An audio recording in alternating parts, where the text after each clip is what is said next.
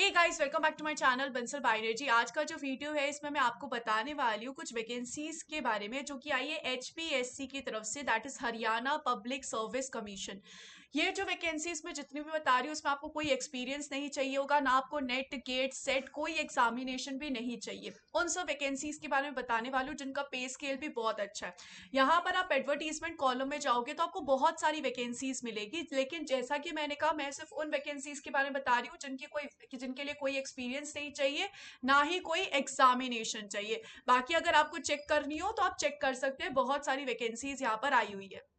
अगर मैं यहाँ पर सबसे पहले बात करूं तो सबसे पहली जो वैकेंसी है वो आप देख सकते हैं सब डिविजनल एग्रीकल्चरल ऑफिसर और इक्विवेलेंट के लिए ग्रुप बी की ये पोस्ट होती है गवर्नमेंट की, और agriculture and farm welfare department के अंदर ये आएगी।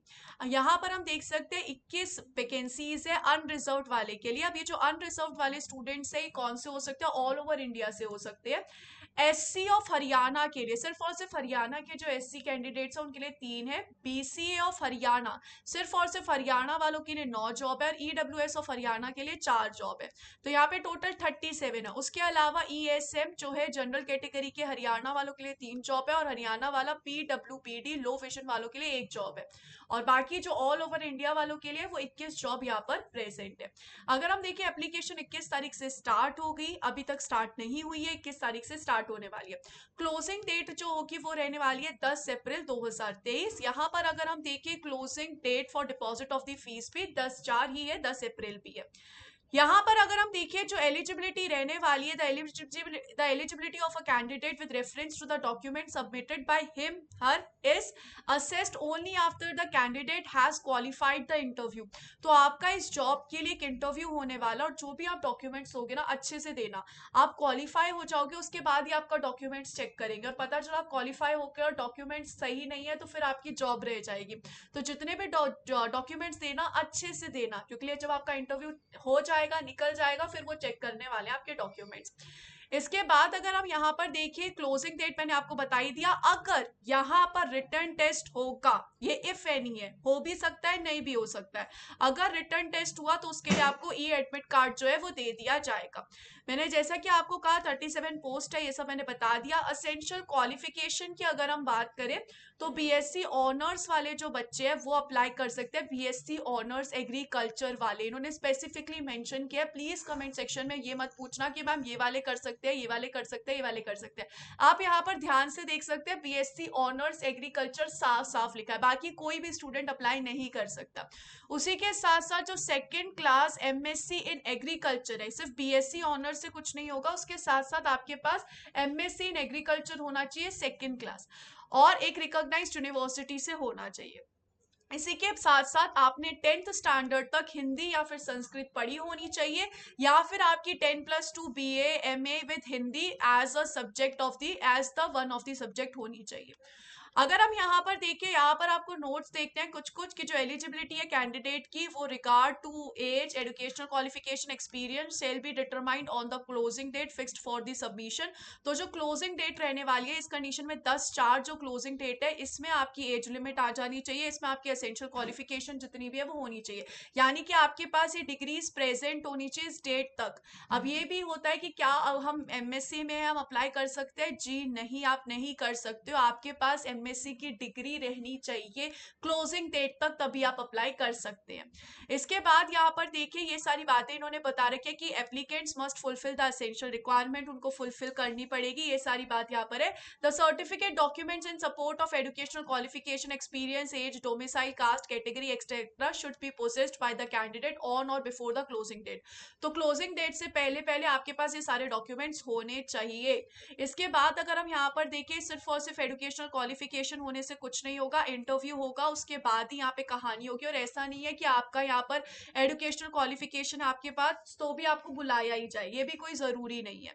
यहाँ पर अगर हम देखें बहुत सारे बच्चों ने अगर अप्लाई किया तो यहाँ पर शॉर्टलिस्ट करने के लिए, इंटरव्यू के लिए ये सारी चीजें रखेंगे। पहली बात तो है कि आपकी परसेंटेज देख लेंगे कि आपकी परसेंटेज क्या रहे हैं, आपकी जो मिनिमल क्वालिफिकेशन है उसके हिसाब से। उसके बाद जो है आपकी परसेंटेज ऑफ मार्क्स देखे जाएंगे डिफरेंट एजुकेशनल क्वालिफिकेशन में, on the basis of desirable qualification और any one of the desirable qualification, अगर आपके पास डिजायरेबल क्वालिफिकेशन कुछ और है तो। यहाँ पर हायर एजुकेशनल क्वालिफिकेशन, अगर कोई एक्सपीरियंस है तो वो एक्सपीरियंस, इसी के साथ साथ यहाँ पर कोई भी, यही सब बात है कि क्वालिफिकेशन के बेसिस पे ही देखेंगे। और अगर बहुत ज्यादा बच्चों ने लिया यहाँ पर फॉर्म भरा तो फिर हो सकता है कि रिक्रूटमेंट टेस्ट भी रख दे, बट ये देखेंगे। इसके बाद अगर हम यहाँ पर देखिए पे मैट्रिक्स, आप देख सकते हो लेवल 7 का है। यहाँ पर आप देख सकते हो सैलरी यहाँ पर कितनी रहने वाली है, तो अच्छी खासी सैलरी है गाइस, बहुत अच्छी है। 1,42,000 रुपीज जो है वो अपर पे जाने वाली है। एलिजिबिलिटी इन्होंने बता रखा है, इंडिया का, नेपाल का, भूटान का, तिब्बतन रेफ्यूजीज, ये सारे जो है वो अप्लाई कर सकते हैं। एज लिमिट जो है 18 साल से कम नहीं होनी चाहिए, 42 ईयर से ज्यादा नहीं होनी चाहिए। फर्स्ट कब तक नहीं होनी चाहिए, 1/3/2023 तक आपकी जो वो है एज है वो नहीं होनी चाहिए, ना ज्यादा ना कम होनी चाहिए। वहीं कुछ रिलैक्सेशन दिए गए हैं हरियाणा के लोगों को, या फिर नॉर्मल जो लोग हैं उनको, आप चेक कर सकते हैं यहाँ पर क्या रिलैक्सेशन रहने वाले हैं। तो ये सारी चीजें यहाँ पर इन्होंने बताई गई है गाइस। आई होप आप लोगों को ये जॉब से रिलेटेड समझ में आ गया। एक दो पॉइंट यहाँ पर और है कि यहाँ पे एप्लीकेशन फीस कितनी रहने वाली है, तो 1,000 रुपए रहने वाली है मेल कैंडिडेट के लिए। मेल कैंडिडेट जो जनरल कैटेगरी से और रिजर्व कैटेगरी से है, भले किसी भी स्टेट से हो। वहीं अगर हम फीमेल कैंडिडेट्स की बात करें, अगर वो जनरल कैटेगरी से है, including female department of ESM of Haryana only, उनको यहाँ पर 250 रुपीज देने पड़ेंगे। Female candidate of general and all reserve categories of other states, उनको भी 250 रुपीज देने पड़ेंगे। वहीं फीमेल और मेल जो कैंडिडेट्स है, इन सब से अगर बिलोंग करते हैं और हरियाणा के हैं तो आपको 250 भरने पड़ेंगे। ईडब्ल्यूएस वालों को भी 250 भरने पड़ेंगे। वहीं अगर आप पर्सन विद डिसेबिलिटी हो तो आपको यहाँ पर कोई फी नहीं पे करनी पड़ेगी, लेकिन ये सिर्फ और सिर्फ हरियाणा वाले स्टूडेंट्स के लिए, बाकी स्टूडेंट्स के लिए ये नहीं कहा गया। तो ये सारे कुछ जनरल इंस्ट्रक्शन है गाइस, आप बाकी चेक कर सकते हैं। यहाँ पर जितनी भी मेन पॉइंट्स थे मैंने इधर कवर कर दिए। इसके अलावा यहाँ पर जैसा कि मैंने कहा एक और वैकेंसी है। ये जो वैकेंसी है रिगार्डिंग है district horticulture officer and equivalent, group B की ये पोस्ट रहने वाली है। 7 अनरिजर्व के लिए वैकेंसी है, एससी ऑफ हरियाणा के लिए 2, बीसीबी के लिए 1, टोटल है 10, और पीडब्ल्यूबीडी जो हरियाणा के उनके लिए 1।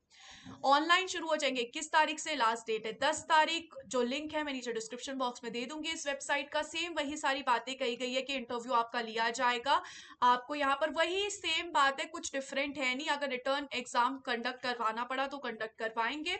असेंशियल क्वालिफिकेशन की बात करें तो 2nd क्लास एमएससी हॉर्टिकल्चर आपका होना चाहिए, तो आपका एमएससी जो है वो हॉर्टिकल्चर में होना चाहिए। और उसी के साथ साथ सेम हिंदी या संस्कृत आपको पढ़ी होनी चाहिए अप टू वही 10th क्लास तक या फिर हायर एजुकेशन तक। या फिर आपके पास बीएससी हो सकती है, इनमें से किसी में भी आपकी बीएससी हो सकती है, या फिर बीएससी हॉर्टिकल्चर के साथ साथ यहाँ पर ये हो सकता है कि आपके पास ये सारे एक्सपीरियंसेस मौजूद हो, तो आप इन सभी कंडीशन में अप्लाई कर सकते हैं। बाकी के स्टूडेंट्स नहीं अप्लाई कर सकते हैं यहाँ पर। बाकी अगर आपके पास कोई एक्सपीरियंस है, अगर आपने गवर्नमेंट सेक्टर में एक्सपीरियंस दिया है तो उसका नीचे फॉर्म है वो आप फिल करके भी यहाँ पर रख सकते हैं और भेज सकते हैं इनको। इसके बाद सैलरी सेम, यहाँ पर वही सैलरी है जो पहले हमने देखी थी। एलिजिबिलिटी सेम है। एज जो है आपकी रहनी चाहिए 18 साल से कम नहीं, 42 ईयर्स से ज्यादा नहीं, 10 अप्रैल तक आपकी रहनी चाहिए इतनी एज, और फिर जितनी भी एसेंशियल क्वालिफिकेशन है वो आपके पास रहनी चाहिए। तो ये सारे इंपॉर्टेंट पॉइंट है। जैसे कि मैंने कहा ये एक्सपीरियंस सर्टिफिकेट है, तो ये एक्सपीरियंस सर्टिफिकेट अगर आपके पास है तो आप ये भर सकते हो। मैं इसका लिंक आपको नीचे डिस्क्रिप्शन बॉक्स में दे दूंगी। जैसा कि मैंने कहा और भी बहुत सारी वैकेंसीज है, अगर आपके पास नेट या फिर सेट या फिर गेट क्लियर है तो आप उन वैकेंसीज को चेक कर सकते हो। उसी के साथ साथ अगर आपके पास एक्सपीरियंस है तो भी आप उन जॉब्स को चेक कर सकते हो। तो wish you all the very best guys, take care, bye bye. अगर आपको ऐसी अपडेट चाहिए तो चैनल को जरूर सब्सक्राइब कीजिएगा।